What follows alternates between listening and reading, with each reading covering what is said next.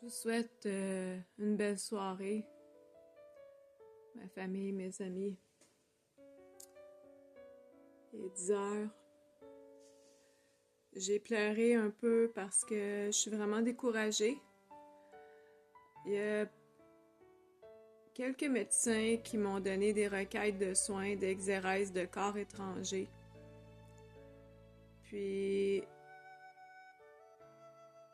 je comprends pas que le système les accueille pas, ces requêtes-là, tu sais, qu'ils les prennent pas en compte.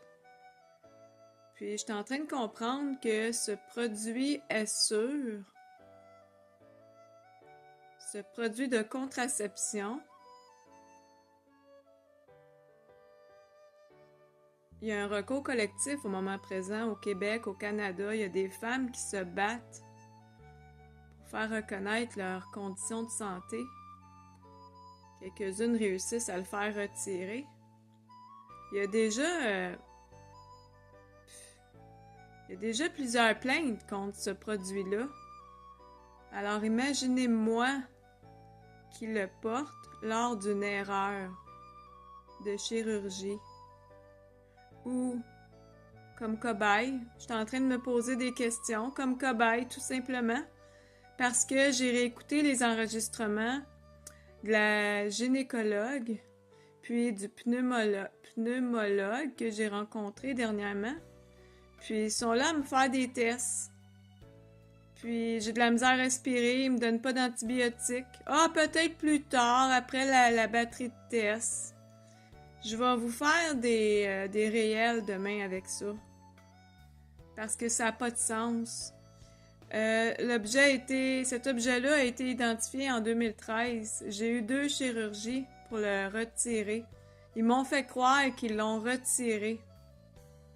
Puis là, j'ai réécouté l'enregistrement de la gynécologue lorsque j'étais au bureau. À l'hôpital, la deuxième rencontre, elle m'a dit qu'on attend le IRM puis tout. Puis, elle était en train, en fait, de prendre de mes renseignements, de ma preuve. Et je vais vous le partager live. Moi, je vais devenir public, j'ai pas le choix. Les femmes qui l'ont les femmes qui l'ont en moyen de contraception, ils ont de la misère à le faire retirer. Imagine lors d'une erreur. C'est incroyable, la bêtise. Moi, je vais porter plainte aux criminels.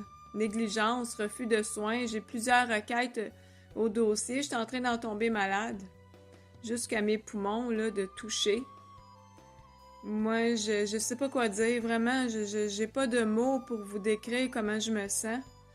Puis, j'ai réécouté l'enregistrement de la gynécologue, celle qui me fait promesse de soins en novembre dernier, celle qui a exigé un IRM malgré